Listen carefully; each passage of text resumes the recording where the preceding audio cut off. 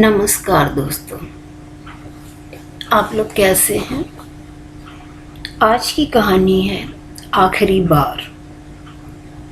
रात के करीब 12 बज रहे थे। सौम्या की आंखों में नींद का नामो निशान नहीं था। दरवाजे तक पहुंचकर सौम्या ने पलटकर देखा। अनुराग गहरी नींद में सो रहा था। वह दबे पांव दरवाज़ा खोलकर छत पर आ गई। पूरी छत पर एक गहरी खामोशी पसरी हुई थी। शीतल चांदनी बिखेरता चांद सिर के ऊपर आ गया। इन सब बातों से बेखबर सौम्या की नज़रें उस हवेली नुमा सफ़ेद मकान पर अटकी हुई थी, जिसकी भव्यता पूरे शान से दमक रही थी, ठीक आज से 6 साल पहले की तरह। समय तो जैसे उसे छूमंतर करके निकल गया था। मकान के सभी कमरों की बत्तियां बुझ चुकी थी। सिर्फ एक कमरे की खिड़की से रोशनी छन छन कर आ रही थी। कभी वह आदि का कमरा हुआ करता था। शायद अभी भी वह आदि का कमरा हो, यानी देर रात तक पढ़ने की उसकी आदत गई नहीं। कॉलेज में एक हुक सी उठी थी कि कई भूली बिसरी यादें ताज़ा होने लगी थी। कभी आदि अपनी बालकनी में और वह लोगों की नज़रें बचाकर इस छत पर खड़ी एक दूसरे की उपस्थित के एहसास मात्र से घंटों गुजार देते थे। अचानक उसका दिल मचल उठा। काश एक बार आदि फिर से बालकनी में आकर खड़ा हो जाता, या वहीं पहले की तरह दबे पांव पीछे की सीढ़ियां चढ़ उसके कमरे में खिड़की से झांक देख पाती। वह क्या कर रहा है, किताबों में डूबा होगा या फिर पत्नी के आगोश में। अपनी ही सोच ने उसे चौंका दिया। अब तक उसने भी तो शादी कर ली होगी। अब वह कमरा उसके अकेले का होगा नहीं। एक अनजानी ठंडी लहर उसके सारे शरीर में दौड़ गई। तभी अंतरात्मा ने उसे धिक्कारा। कौन लगता है वह? अब आदि तुम्हारा, जो उसके बारे में सोचे जा रही हो। फिर भी वह छत पर खड़ी रही। उसके पैर जैसे मन भर के हो गए हों। चाह कर भी उसके मकान के सम्मोहन से अपने को मुक्त नहीं कर पा रही थी। पूरे 6 साल गुजर जाने के बाद भी उसकी आत्मा उस मकान में अटकी पड़ी थी। जितना अपने मन को समेटने की कोशिश कर रही थी, उतना खरोंचने पर उसके दिल से टूट कर टुकड़े बिखर रहे थे। दूर थी तो दर्द का एहसास भी कम था। समय की कमी और जगह की दूरियां आदि के साथ उसके संबंधों में बेगानापन भरने लगी थी। पर आज ये नज़दीकियां बरसों के उसके संयम को तोड़ने लगी थी। वह जाने के लिए मुड़ी ही थी कि मालती की बेल से उठते चिरपरिचित सुगंध के झोंके ने उसके पैर फिर से रोक लिए। ये सुगंध उसके आदि के घर से उठ रही थी, जो कभी उसके रोम रोम में बसी थी, जो उस दुनिया में उसका सबसे अपना था। उसके साथ उसने कॉलेज कैंपस में क्रॉटन के झुरमुटों के नीचे बैठ भविष्य के न जाने कितने ही सपने बुने थे। साथ जीने मरने की कसम खाई थी। तब न उन्हें समाज की वर्जनाओं की चिंता थी, न ही घर वालों की नाराज़गी की। पर जल्द ही उन्हें एहसास हो गया कि उनकी सोच चाहे जो हो, समाज और परिवार की स्वीकृति के बिना बना उनका घोंसला उनके और प्यार की निशानियों को एक सुरक्षित और सम्मानित जिंदगी देने में असमर्थ रहेगा। साथ ही नाना नानी जैसे रिश्तों से वो अपने बच्चों को कैसे हमेशा के लिए महरूम कर सकते थे। ऐसे ही सवालों ने उन्हें सत्य के ठोस धरातल पर लाकर खड़ा किया था। फिर अपने सुख के लिए अपने जन्मदाता के प्यार और विश्वास को नहीं चल सकते थे। यह सत्य था कि दोनों भी एक दूसरे के बिना नहीं जी सकते थे, पर समाज और परिवार की मोहर के बिना उनका रिश्ता बेईमानी था। उन दोनों ने अपने रिश्तों को सामाजिक और पारिवारिक मान्यता दिलवाने के लिए पहल की। महीनों लग गए अपने जन्मदाताओं को मनाने में। फिर अनेक सामाजिक, जाति, धर्म, प्रतिष्ठा, धन संपत्ति और मान सम्मान जैसी उठती दीवारों ने दोनों को बुरी तरह सहमा दिया था। पहली बार उन्हें समाज की धारणाओं की विकटता का एहसास हुआ था, जो पल भर में किसी भी ऊंची उड़ान भरने वाले प्रेमी युगल के पर कतर भूमिशा कर सकने में सक्षम होती थी। सौम्य और आदि के फैसले उनके माता पिता के हाथों में आ गए थे। दोनों परिवार अपने अपने बच्चों की भावनाओं का ख्याल कर इस शादी के लिए तैयार तो हो गए थे, पर दिल से नहीं। मध्यम वर्गीय परिवार की कायस्थ लड़की आदि के परिवार वालों के लिए दिल से मान्य नहीं थी। वहीं सौम्या के माता पिता के लिए भी ब्राह्मण होने का अभिमान सौम्या के पिता की हैसियत उनके सामने कम पड़ने लगा था। बच्चों की भावनाओं का ख्याल कर जुटे ये लोग अपने बच्चों की भावनाओं की धज्जियां उड़ा रहे थे। बड़ों के बीच फंसा उन दोनों का प्यार दम तोड़ने लगा था। अपने जन्मदाताओं के मान सम्मान के लिए अब ये दोनों प्रेमी युगल भी जब तब आपस में उलझ पड़ते। एक दिन ऐसा ही किसी जोरदार झड़प के साथ सौम्या ने फैसला ले लिया था कि वह अपने पापा के द्वारा पसंद किए हुए लड़के से शादी करेगी। फिर क्या था, आनन फानन में उनके पिता ने उसे कानपुर ले जाकर अनुराग के साथ ब्याह दिया था। अमेरिका में बसा अनुराग यहाँ की लड़की से शादी करने के लिए भारत आया था। शादी के बाद कुछ दिनों तक अपनी बुआ के पास रहकर सौम्या वहीं से अमेरिका चली गई। जोश, गुस्सा और अपने परिजनों के अपमान का बदला लेने के लिए अनुराग के साथ शादी कर 7 समुद्र पार जरूर आ बसी थी। पर अपने देश से दूर नया परिवेश, नया साथी और नया घर सबको चाहकर भी वह अपना नहीं पा रही थी। वह लाख कोशिश करती पर तार तार उसका दिल कहीं ठौर नहीं पाता। पवित्र अग्नि के फेरों ने एक संबंध जरूर जोड़ दिया था, लेकिन पति पत्नी वाली गर्माहट नहीं भर पाया। उसे लगता उसका अपना कोई अस्तित्व ही नहीं है। अपने ही फैसले ने उसे कटघरे में लाकर खड़ा किया था।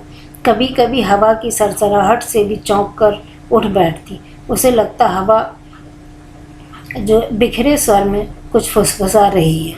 मन घबरा उठता, जाने आदि पर क्या गुजर रही होगी। रात में जब भी उसकी नींद खुलती, उसे अनुराग और उसके बीच का फासला पहले ही दिन की तरह बरकरार था। फिर जन्म हुआ शुभम का। उसे वीरान हिस्से में एक सेतु सा बन गया। सोनाली के जन्म के बाद वह सेतु थोड़ा मजबूत हो गया। व्यस्तता बढ़ती गई, बच्चे स्कूल जाने लगे। उसने अपने लिए भी काम ढूंढ लिया। अतीत धुंधलाने लगा, वर्तमान जीवन का हिस्सा बनने लगा। बच्चों ने उसकी जिंदगी की गति दे अनुराग के साथ उसके रिश्ते में मजबूती ला दी थी। फिर भी अनुराग के साथ बने रिश्तों का सही अर्थ, सही अंजाम नहीं मिल पा रहा था। इतना सब कुछ हो जाने के बाद वह आज भी अपना सुख दुख सबसे पहले अपने मन आंगन में आदि के साथ ही बांटती। देखते देखते 6 साल गुजर गए। भारत वापस आने की उसकी चाहत ही समाप्त हो गई थी। वह तो अनुराग के मामा जी के पंचतत्व में विलीन होने की सूचना मिली तो अनुराग के साथ उसे भी आना पड़ा। बचपन में अपने माता पिता को खो चुके अनुराग ने उसके मामा जी ने ही पाल पोस कर बड़ा किया था, इसलिए उनका मोह बंधन उसे भारत खींच लाया था। जाहिर सी बात थी, भारत आने के बाद उन लोगों का पटना भी तो आना ही था। सौम्या की मां ने उसके बच्चों को देखा तक नहीं था। क्या आदि को भी अपने अतीत याद होगा? काश उसे भी पता होता कि सौम्या बरसों बाद आज फिर से अपने पहले वाले स्थान पर खड़ी है। तभी उसे लगा वह कुछ ज़्यादा भावुक हो रही है। अगर उसे पता भी होता तो क्या वह अंतर पड़ जाता? उसे आज भी याद है जब अंतिम बार वह मिला था, न जाने कैसे कैसे आपत्तिजनक शब्दों का प्रयोग किया था। सौम्या के पापा द्वारा कही गई एक छोटी सी बात को लेकर उसने कैसा हंगामा मचाया था। मैं सिर्फ तुमसे शादी करने के लिए अपने माता पिता को अपमानित नहीं होने दे सकता। तुम्हारे पिताजी के बोलने का हमेशा से यही रवैया रहा है, अब और नहीं। दूर से ही तुम सबों को प्रणाम करता हूँ। नहीं करनी मुझे तुमसे शादी। जाओ, चली जाओ मेरी ज़िंदगी से। सौम्या ने बहुत समझाने की कोशिश की, पर समझाने के बाद उसने उसे अपने कमरे से धक्का देकर बाहर निकाल दिया। आज कैसे भुला दे सौम्या उस चोट को जो उसने शरीर नहीं आत्मा पर लगी थी। आदि के उस दिन का व्यवहार आज भी उसकी समझ में से बाहर है। हमेशा से शांत, सौम्य और संस्कारी आदि कैसे इतना उन्मादग्रस्त हो गया था? क्या वही आदि था जिसके लिए उसने अपने ही नहीं परिवार का सम्मान भी दांव पे लगा दिया था। फिर भी इतना बेगाना कैसे हो गया?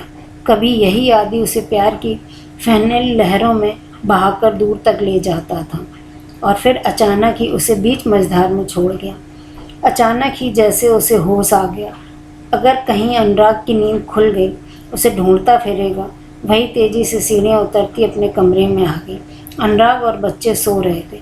वह भी सोने की कोशिश करने लगी। रात के जाने किस पल में उसे नींद आ गई, पर सुबह का उजाला फैलने के साथ ही उसकी नींद खुल गई। वह तैयार होकर नीचे उतरी तो सभी लोग गाढ़ी नींद में सो रहे थे। वह धीरे से दरवाज़ा खोलकर मंदिर चली गई। बचपन से ही वह विष्णु मंदिर उसके सुख दुख का हमेशा भागी रहा है। मंदिर में माथा टेक कर वह मंदिर के प्रांगण में आ बैठी। बरसों के बाद उस मंदिर में बैठे उसे काफ़ी शांति और सुकून अनुभव हो रहा था। उसके मन का सारा दर्द, सारी पीड़ा हवा के ठंडे झोंके के साथ बह गया था। वह देर तक पेड़ के नीचे बैठी रही। कुछ ही देर के बाद मंदिर में लोगों का आना जाना बढ़ने लगा। एक लंबी सांस के साथ उठ खड़ी हुई।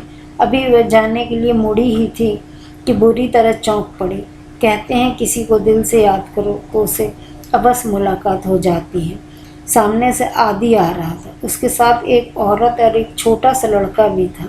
करीब आते ही उसे देख आदि भी बुरी तरह झेंप गया, लेकिन जल्द ही उसने अपने आप को संभाल लिया। बहुत ही संयमित ढंग से उसने अपनी पत्नी और बेटे से उसे अपने सहपाठी कहकर परिचय कराया।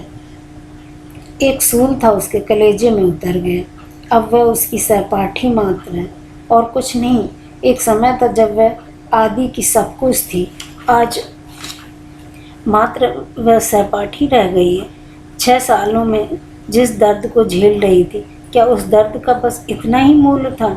आदि के चेहरे पर कई रंग आ जा रहे थे, पर जिस तड़प, चाहत और उसे खो देने का दर्द वह आदि की आंखों में देखना चाहती थी, वह उसे दूर दूर तक नजर नहीं आया। हाँ, उसका नाम सुनते ही उसकी पत्नी की भेदती निगाहें उसके मन को एक्सरे जरूर लेने लगी थी। थोड़ी देर में वह औपचारिक बातें करने के बाद वह मंदिर के मुख्य द्वार की तरफ बढ़ गया। वह किंकर्तव्य मूड खड़ी उसे जाते देखती रही। कैसे इतनी जल्दी अपनी पत्नी और बेटे के साथ तारतम्य बैठाकर उसने सौम्या को अपनी ज़िंदगी से पूरी तरह निकाल फेंका था, जो कभी उसके दिल की धड़कनें हुआ करती थी। आदि ने अपने जीवन प्रवाह में सारी यादें भुलाकर बहुत आगे निकल गया था, जबकि सौम्या आज तक उसे टूटे बिखरते रिश्तों को सीने से लगाए वहीं खड़ी थी, जहाँ से कभी वह आदि से अलग हुई थी। आदि इस सत्य को बहुत जल्द समझ गया था कि जब जीवन में लौटने के सारे रास्ते बंद हो जाएं, तो आगे बढ़ने में ही भलाई है। और एक यही थी जो सत्य को समझकर भी उसे झुठलाती रही और अपने आप को कभी जीवन प्रवाह के साथ जोड़ नहीं पाई। शादी के बाद से अनुराग का उसे भरपूर प्यार और पूर्ण समर्पण मिला, पर उसका समर्पण हमेशा आधा अधूरा ही रहा। आज पहली बार उसे शिद्दत से अपनी गलती का एहसास हुआ था। जिस दुर्भाग्यपूर्ण अतीत के लिए वह खुद जिम्मेदार थी, कहीं न कहीं उसका खामियाजा अनुराग को भरना पड़ा। अब तक अपने अतीत से जोड़े रखने के लिए उसका मन आत्मग्लानि से भर उठा। अब मंदिर में और रुकना उसके लिए संभव नहीं था। वह लंबे लंबे डग भरती हुई घर लौट आई। घर पहुंचकर भी जैसे उसके सिर पर हथौड़े बरस रहे थे, फिर भी उसने अपने आप को संयत रखा। रात में खाना खाने के बाद यह सोचकर वह देर तक बैठी माँ से ढेर सारी बातें करती रही कि जाने फिर कब मुलाकात हो। देखते देखते रात के 12 बज गए। सुबह ही दिल्ली के लिए उसे फ़्लाइट पकड़नी थी, इसलिए ना चाहते हुए भी उसे सोने जाने के लिए उठना ही पड़ा। अनुराग और बच्चे पहले ही सोने चले गए थे। अपने कमरे की तरफ बढ़ी तो खुद ब खुद पाँव सीढ़ियों की ओर मुड़ गए। शायद मन में अंतिम बार अपने अतीत में झांक लेने का मोह बंधन अभी भी बाकी था, लेकिन छत पर आते ही वह बुरी तरह चौंक पड़ी। सामने बालकनी में कोई खड़ा था। पीछे खुले दरवाजे से आती धीमी रोशनी में ध्यान से उसे देखने पर उसे स्पष्ट दिखने लगा। वह आदि खड़ा था, उसे उसी का इंतजार कर रहा था। तो क्या आदि को पूरा विश्वास था कि सौम्या यहाँ जरूर आएगी। शायद प्यार के तूफान का कोई एहसास कभी भी उसे अंदर बाकी था। मंदिर में सौम्या ने उसके अंदर जिस मरुस्थल का अनुभव किया था वह पूर्ण सत्य नहीं था। उसके प्यार का एक सोता उसके दिल में अभी भी कहीं दबा पड़ा था। उस अंधेरी रात में भी दोनों ने एक दूसरे की उपस्थिति को महसूस किया और अपने अनंत प्यार को एक जैसे पल के लिए पा लिया और दूसरे ही पल एक दूसरे को हमेशा के लिए अलविदा कह दिया। सौम्या एक अंतिम बार भरपूर निगाहों से उसे देख सीढ़ियाँ उतरती अपने कमरे में आ गई। फिर प्लेन में बैठने तक उसने पलटकर उसे सफ़ेद मकान को देखने की कोशिश नहीं की। जिस रिश्ते का कोई नाम नहीं मिला, उस रिश्ते से चिपके रहने के बदले उसने पूरे मन से उस रिश्ते को तिलांजलि दे दी। अब अपने जीवन की सार्थकता उसे पीछे मुड़ने में नहीं बल्कि विधाता के बंधे रिश्ते के साथ ईमानदारी से आगे बढ़ने में ही थी। दोस्तों, आप लोगों को मेरी कहानी कैसी लगी? प्लीज़ मेरे चैनल को सब्सक्राइब कीजिए, लाइक कीजिए और बताइएगा हमें ये कहानी कैसी है।